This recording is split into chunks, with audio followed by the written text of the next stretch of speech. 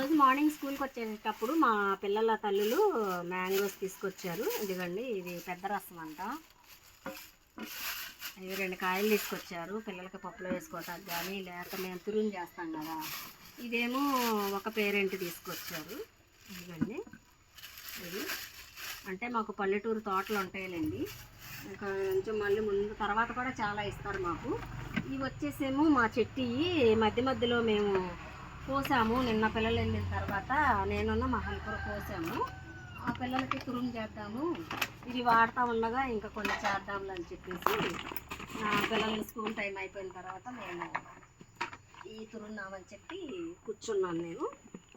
అయితే ఈ కాయలన్నీ వేసేసి శుభ్రంగా కడిగి అదంతా తురుము తీసి ఎండబెట్టేసుకుంటాము. ఎండిన తర్వాత మిక్సీలో పడతాం. మిక్సీ కూడా అవసరంలా, ఇది తురిమేసి ఎండబెట్టేస్తే సరిపోతుంది. దాన్ని ఎండబెట్టి తర్వాత మిక్సీ పడతాం. ఆ మిక్సీ పట్టిన దాన్ని మీకు పోయినసారి వీడియోలో చూపించాను నేను. చేసిన ప్రకారంగానే మేము చక్కగా పొడి చేసుకుని పప్పులో వేసుకుంటాము. అవి కూడా మీకు చూపిస్తాము. మాకు సంవత్సరం సరిపడా చేసుకుంటానండి నేను ఎప్పుడు అంతే. బాగుంటుందండి. మనం చింతపండు వాడుకోకుండా నిమ్మకాయ, మామిడికాయ మనం ఎక్కువగా వాడితే మన పిల్లలకి బాగుంటుంది. వీటిలో విటమిన్స్ కూడా ఉంటాయి. మనకి బాగుంటుంది. పిల్లలకి పౌష్టికాహారం ఇచ్చేవాళ్ళం అవుతాము. ఎలాగో పోషణ వాటికల భాగంగా మనం ఈ మొక్కలన్నీ పెంచుతున్నాం. మనకి ప్రతి బుధవారము బచ్చల కూర ఉంది, పాలకూర ఉంది, గోంగూర ఉంది, ఇంకా వచ్చేసి పొనగంటి కూర ఉంది, ఎర్ర తోటకూర ఉంది, మామూలు తోటకూర ఉంది. అన్నీ పంచుతున్నాం కాబట్టి ఇది కూడా ఉందనుకో మనం పిల్లలకి పూర్తిగా పౌష్టికాహారం ఇచ్చిన వాళ్ళం అవుతాం. కాబట్టి నేను ఇలా చేస్తున్నానండి ఈ మామిడికాయల్ని.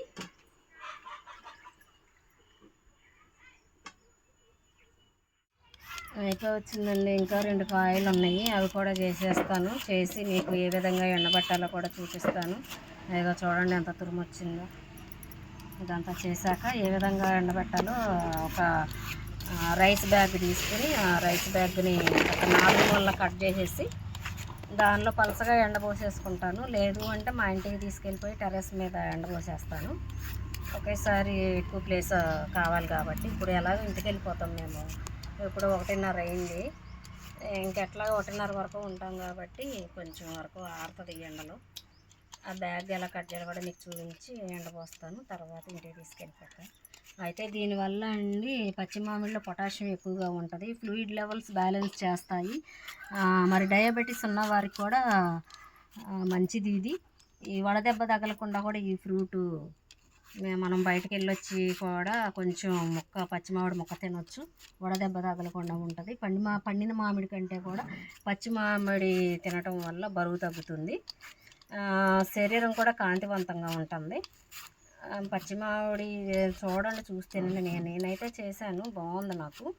మరి మన అమ్మోళ్ళు అయితే ఇంత క్రితం ఒరుగులు అని చెప్పి మొక్కలు కత్తిపేటతో కట్ చేసి ఎండబెట్టేవాళ్ళు. అది చాలా లేట్ అవుతుందండి.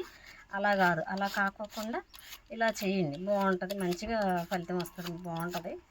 చాలా తేలిగ్గా కూడా ఉంటుంది. మనం త్వరగా పప్పులో కూడా కుక్కర్ పెట్టేస్తాం కదా, దాంతోపాటు వేసుకొని కుక్కర్ విజిల్ పెట్టేసుకుంటే అయిపోతుంది. అయిపోవచ్చింది. ఇంకొక కాయ ఉండాలండి. ఇదండి ఇలా క్లీన్ చేసాను, కట్ చేసి కత్తి పెడతాను. క్లీన్ చేసాను. చూడండి, ఎండ పెట్టేస్తాను. ఇలా చూడండి.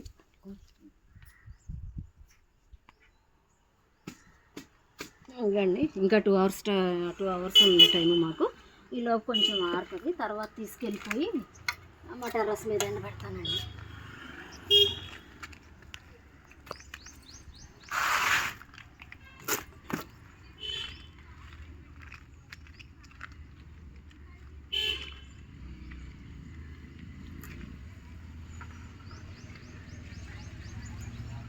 మామిడికాయ తురుము దాన్ని ఈరోజు సెలవు అని చెప్పి రోట్లో దంచుతున్నాను.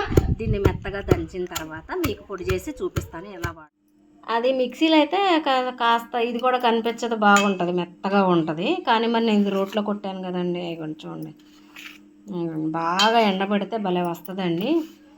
ఎందుకంటే మనం తినేదే ఆహారం మందులు కూడు. మనం కొన్ని ఇలాంటివన్నీ కొంచెం రోలు వాడుకుంటే బాగుంటుంది.